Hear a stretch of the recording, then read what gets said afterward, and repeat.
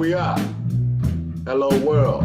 I am the kid Rodney Allen. He is Young Flizzy. And we are Chicago's intellectuals. And we would like to welcome you guys to our pilot episode of our podcast, Chicago's ILLectuals. Young Flizzy, what's the purpose of the podcast, bro? Oh man, 1, 2, 1, 2. The purpose of our podcast, ILLectuals, is this, I'd say this combination, me, Young Rod, Young Flizzy, and how we're from the Windy City, Chicago, Illinois. We have an illness to us. This ill type of thing is just based off of, how we was born, raised, and everything. But also, man, as you all will see through our journey and us talking about our experiences, we're very intellectual, So ILLectual basically, is creating this space. But the whole world, y'all to come on in, experience a wide variety of topics. We're going to talk about, everything from politics to arts, music. We're deeply rooted in hip hop. You're going to learn a lot about our values. So it goes on and on, man. Yes, yes.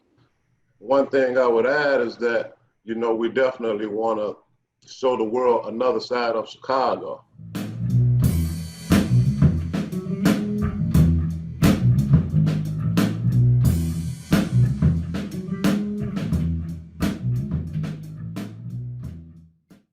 Man, I'm gonna take it back. I'm gonna take it back to where we started, which is the name.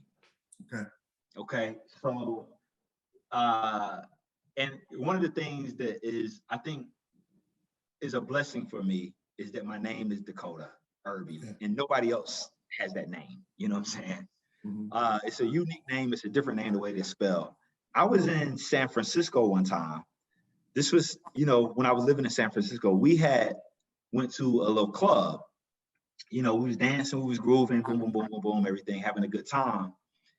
And I go out to, we leave the spot. I didn't have a car, so I always took public transit when I was in San Francisco. So I'm out of the bus stop to the club ends. And then there was some sisters who came out. We was all just chatting at the bus stop. So they was like, yeah, what's your name? I said, my name's Dakota. So the woman was like, she was like, that's the truth. She was like, I know a Dakota. And I said, really? I said, wow. I said, I don't meet too many Dakotas, yo. And she was just like, she said, yeah, you wouldn't know this guy, though. He lives in Philly. I said, nah. I said, I used to live in Philly. You know what I'm saying? I said, something she said, so I was like, I said, I think you might be talking about me. She's talking about me, telling me about me, but she don't know it's me. You know what I'm saying?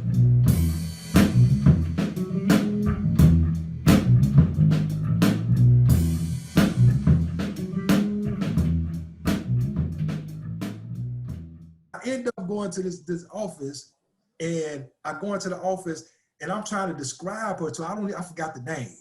So the lady at the desk was like, well, we got 5 cars. These are the people who work in our office. And I'm like, no, that ain't it. No, that ain't it. So I turn around and leave to go out the door. Boom, her picture right there. Wow. Hey, wow. It's Dr.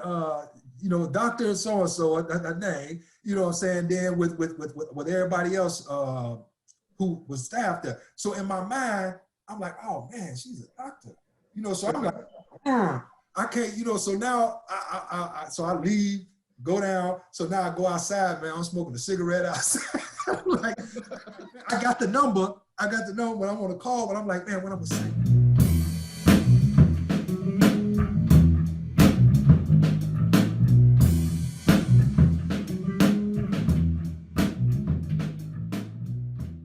And let me say this too. As a people who were brought to the Americas to work for other people, we have got to find a way, and I know it's going to be difficult.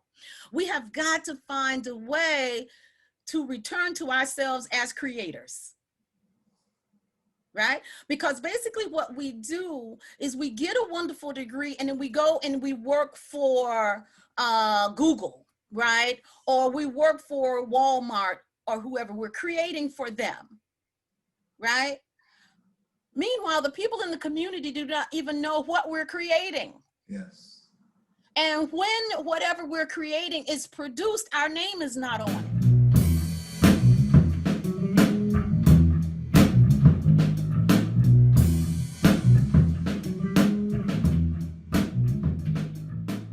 So every year, one of my homies' dad or my homie's birthday would take us all out to these Bulls games. Mhm. So this particular year, I ended up going over our other friend's house after the game, and we're just hanging out. But we're in high school, you know what I'm saying? We just started smoking and stuff, and we were mad geek to get smoked. So we go out into the garage, make sure that his parents are asleep and whatnot, and then start smoking. I guess the smell must have been going through the house, or we were a little bit loud. All of a sudden, his dad pops out.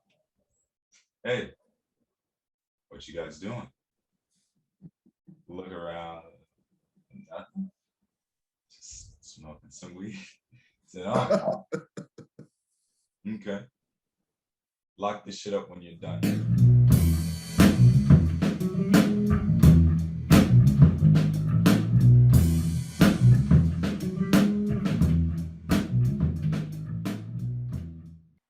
Oh, this is exciting. I feel like my story of how I got to study abroad and live in Greece for 6 months, it was an amazing experience, but also my experience getting there was just like, I never thought I could even be in Europe or dream of being there.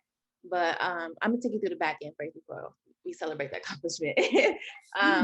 So I was talking to this lady, her name was Imani, and she was like my mentor at DePaul, basically like an unannounced mentor or whatever. I was asking like, what was the thing that you wish you did or like what you can do now? Because she was like graduating the next year, and she wished she studied abroad. And I was like, well, what's that? Like abroad where? But like she was like, just go look at the study abroad programs and apply and see what you can do. So I wanted to study abroad. They had like 1 week program.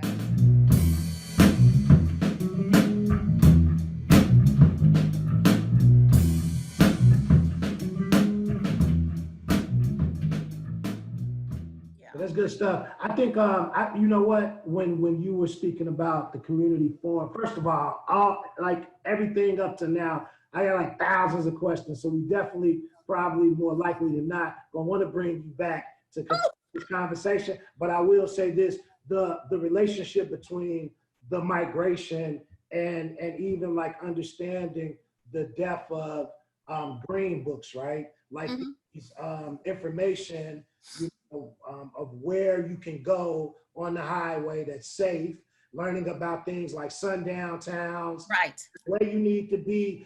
This has been like a common theme for us, in this country, like as far as how to navigate it physically, spiritually, emotionally. You have to congregate and kind of like be able to kind of like gather all this information, keep it relevant, and these outreach strategies to put it amongst the people that need it the most. So I like to hear about like that whole pathway, like from the migration, because my people came down there too as sharecroppers, came up north and all that they had to learn. And they also spoke about like touching down on the south side, like this Washington Park, like formed this great spot where it was like an information network. You knew which nannies were favorable to your schedule. You knew like which, like this, that, and everything to kind of like acclimate you to your new life.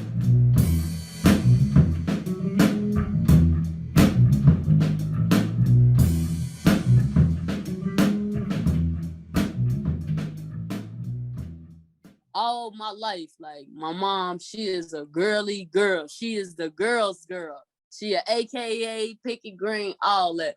And for a long time, like I was in her shadows. Like everybody was like, "You're so pretty, Kayla. Like this, that, you wear dresses, do this, wear nail polish, wear makeup, do this.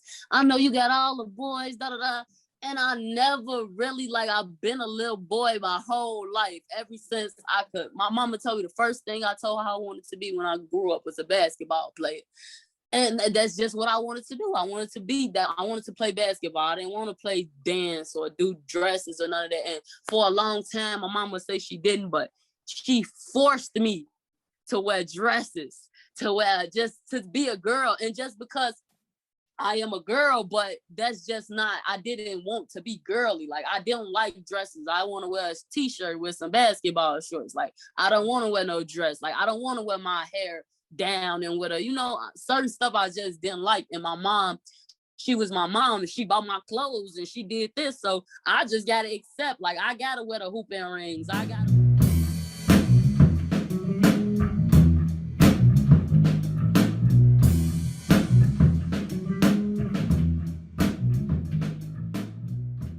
But if you had one story to tell, whatever story you want to offer to people, I invite you now to tell us that story as the final statement of this particular episode. Yeah, so I remember, man. So since the time I decided to change my life, man, I've always had mentors in some form, right, male and female. But I remember, you know, I was still a little bit rough around the edges. I was in Atlanta, and I loaned somebody some money, man, and dude was acting like he didn't want to pay my money back, man. He's acting like he didn't want to pay my money back, not answering calls, avoiding me. And I'm just like, I still got this Chicago mentality, man. You know, I'm thinking to myself, really what, in ways that I know now that kind of represented inadequate esteem, right? Because I'm thinking like, man, this dude don't know who he's messing with. You know what I mean?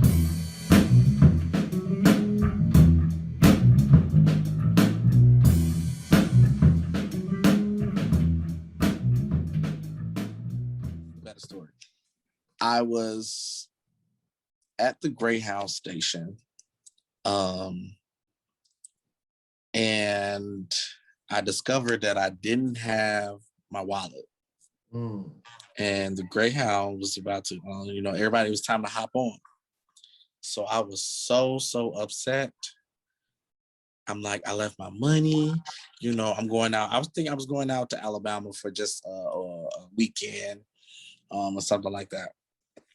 And there's this lady walked up to me out of nowhere. Like, I was sitting there like crying. I'm like, man, I got my money. I ain't got money. I can't call nobody, you know. And she walked up to me and she handed me $100 and she gave me some food. And she was like, God told me to give you this. And I was just like, where did this lady come from?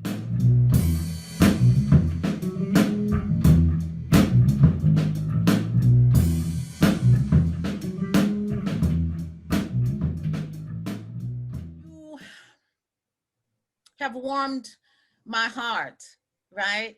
Because like, you know what, when I talked to Rodney, Flizzo, you don't know this, when I talked to Rodney, he's like, we want to have you on the show. I told Rodney, I said, look, Rodney, even if you don't have me on the show, just from the standpoint of the fact that you thought about it means a lot to me, right? Because I know that I'm an unusual intellectual.